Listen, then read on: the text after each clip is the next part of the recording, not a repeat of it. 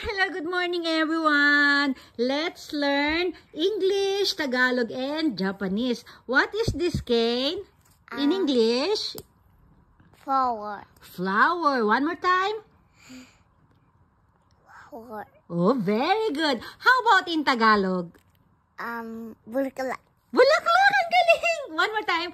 In Tagalog, Nihongo. No, Tagalog. Say Tagalog. One more time. Tagalog.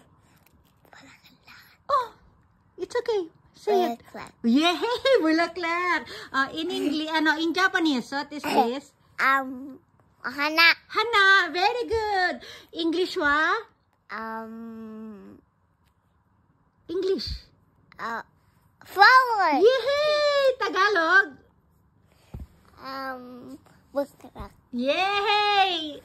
Japanese?